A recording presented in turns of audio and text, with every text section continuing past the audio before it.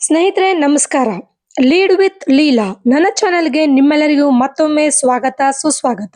ಇವತ್ತು ಎಲ್ಲಿ ನೋಡಿದ್ರು ಯುದ್ಧದ ಭೀತಿ, ಅದರ ಫಲಿತಾಂಶದ ಭಯ, ಈ ಯುದ್ಧ ಎಲ್ಲಿಗೆ ಹೋಗಿ ಮುಟ್ಟುತ್ತಪ್ಪ ಅನ್ನೋ ಆತಂಕನೇ ಕಾಣಿಸ್ತಾ ಇದೆ.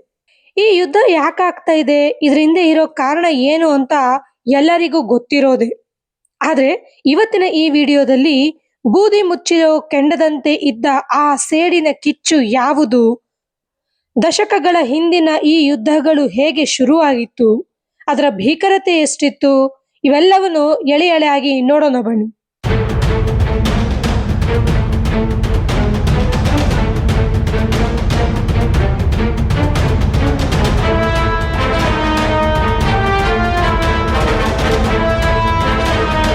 ಜೀವಿಸ್ ಜೆನೋಸೈಡ್, ಯಹೂದಿಗಳ ನರಮೇಧ.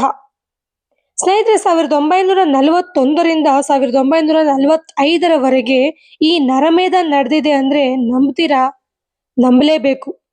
ಈ ಒಂದು ಪ್ರಕರಣ ಸರಿಸುಮಾರು 2/3 ಅಂದ್ರೆ ಮುಕ್ಕಾಲು ಭಾಗದಷ್ಟು ಯುರೋಪಿಯನ್ ಯಹೂದಿಗಳನ್ನ ನಾಶ ಮಾಡಿತ್ತು. ಇತಿಹಾಸದ ಪುಟಗಳನ್ನ ತಿರುಗಿಸಿ ನೋಡಿದ್ರೆ ಗಾಬರಿ ಆಗೋಗುತ್ತೆ. ಈ ನಾಜಿಗಳು ಕೇವಲ ಯಹೂದಿಗಳನ್ನಷ್ಟೇ ಅಲ್ಲ, ರೊಮ್ಯಾನಿ ಜನರು ಸೇರಿದಂತೆ ಲಕ್ಷಾಂತರ ಇತರರನ್ನು ವ್ಯವಸ್ಥಿತವಾಗಿ ಕೊಂದು ಹಾಕಿದ್ರು. ಅಂಗವಿಕಲ ಜನರು, ಸೋವಿಯತ್ ಯುದ್ಧ ಕೈದಿಗಳು, ಪೋಲಿಷ್ ನಾಗರಿಕರು ಮತ್ತೆ ರಾಜಕೀಯ ವಿರೋಧಿಗಳು, ಹೀಗೆ ಅನೇಕರನ್ನ ಬಲಿ ತಗೊಂಡಿದ್ರು.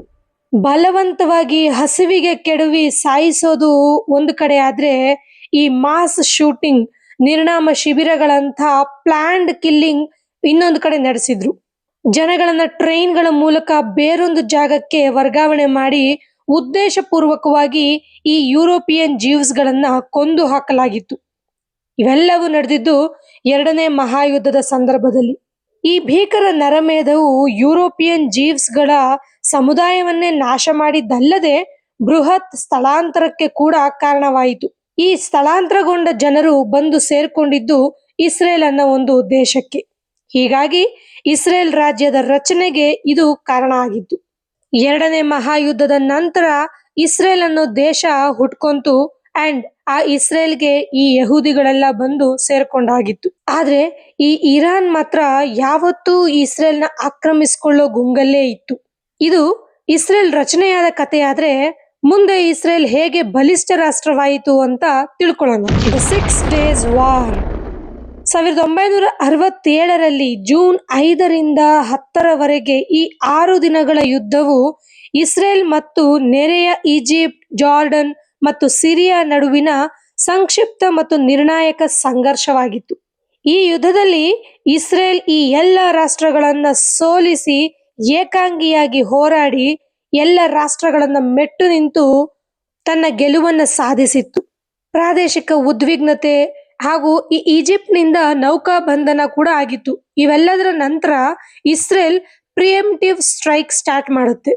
Sinai peninsula, Gaza strip, West Bank, East Jerusalem ಮತ್ತು ಗೊಲಾನ್ ಹೈಟ್ಸ್ ಇವುಗಳನ್ನೆಲ್ಲ ವಶಪಡಿಸಿಕೊಳ್ಳುತ್ತೆ. ನಂತರ ಈ ಯುದ್ಧ ವಿಶ್ವಸಂಸ್ಥೆಯ ಮಧ್ಯಸ್ಥಿಕೆಯಿಂದ ಕೊನೆಗೊಳ್ಳುತ್ತೆ.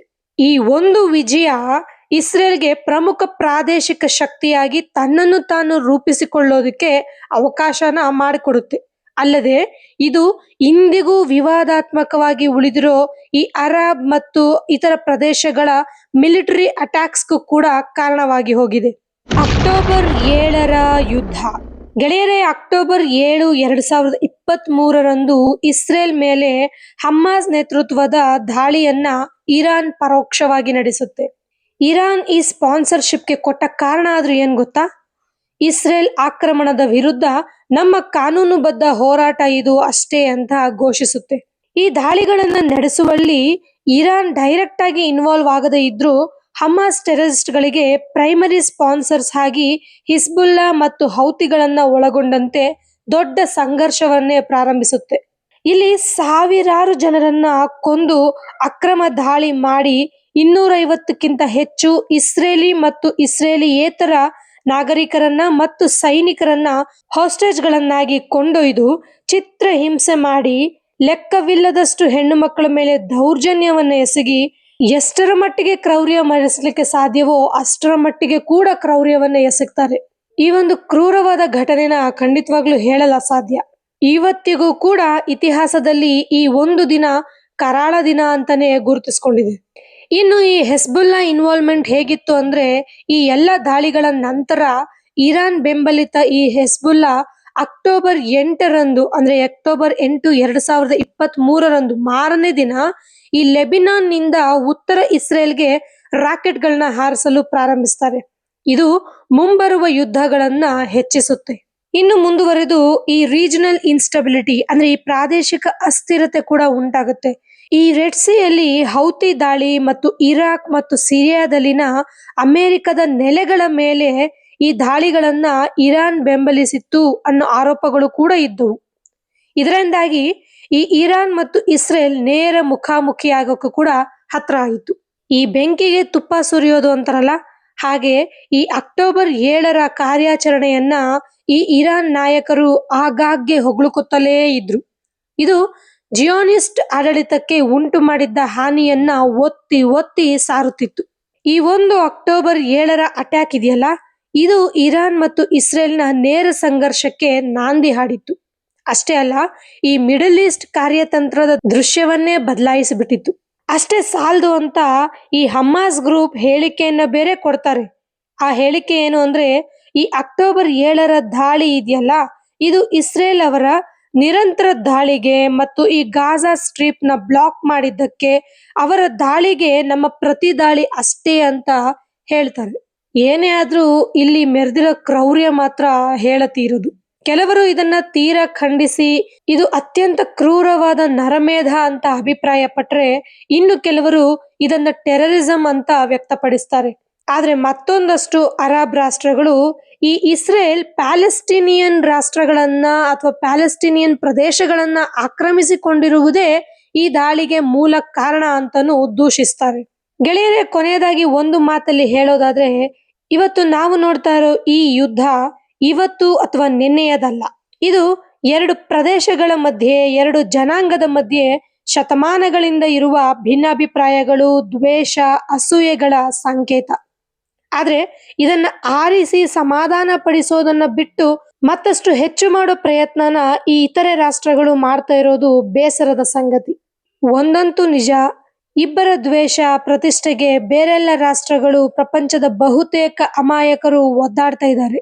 ಆದಷ್ಟು ಬೇಗ ಇವೆಲ್ಲ ಬಗೆಹರಿದು ಸಾಮರಸ್ಯದ ಬದುಕು ಸಾಧ್ಯವಾ? ಕಾದು ನೋಡಬೇಕಷ್ಟೆ. ಇಲ್ಲಿ ಯಾರು ಸರಿ ಯಾರು ತಪ್ಪು ಅಂತಾಗ್ಲಿ, ಅಥವಾ ಇನ್ನೊಬ್ಬನನ್ನ ಬೆಂಬಲಿಸಿ ಅಥವಾ ಮತ್ತೊಬ್ಬರನ್ನ ವಿರೋಧಿಸೋದು ಈ ವಿಡಿಯೋದ ಉದ್ದೇಶ ಅಲ್ಲ. ಈ ಸ್ಥಿತಿ ಸುಧಾರಿಸ್ಲಿಕ್ಕೆ ಸಾಧ್ಯನಾ, ಇದನ್ನು ಸರಿ ಮಾಡೋದಕ್ಕೆ ಆಗುತ್ತಾ ಅನ್ನೋ ಚಿಂತನೆ ಮಾಡೋ ಪ್ರಯತ್ನ ಅಷ್ಟೇ. ಈ ಯುದ್ಧಗಳಿಗೆ ಮೂಲ ಕಾರಣ ಹುಡ್ಕೊಂಡು ಹೋದ್ರೆ ಇಲ್ಲಿ ಕಾಣಸಿಗೋದು ಕೇವಲ ದ್ವೇಷ, ಅಸೂಯೆ ಮತ್ತು ಈಗೋ ಕ್ಲಾಶಸ್. ಈ ಮನುಷ್ಯ ಅರಿಷಡ್ವರ್ಗಗಳನ್ನ ಯಾವತ್ತು ನಿಯಂತ್ರಿಸೋಕ್ಕಾಗಲ್ಲ, ಅವನಿಗೆ ಅಂತ್ಯನೇ ಉತ್ತರ. ಈ ಯುದ್ಧ ಇಬ್ಬರಲ್ಲಿ ಯಾರಿಗೇ ಗೆಲುವನ್ನ ತಂದು ಕೊಟ್ರು ಕೊನೆಗೆ ಸೋಲೋದಂತೂ ಇಡೀ ಪ್ರಪಂಚ.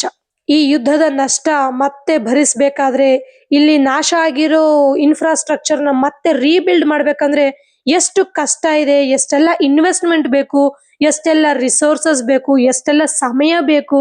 ಇದ್ರ ಬಗ್ಗೆ ಯಾರಾದ್ರೂ ಚಿಂತೆ ಮಾಡ್ತಾ ಇದ್ದಾರಾ? ಗೊತ್ತಿಲ್ಲ.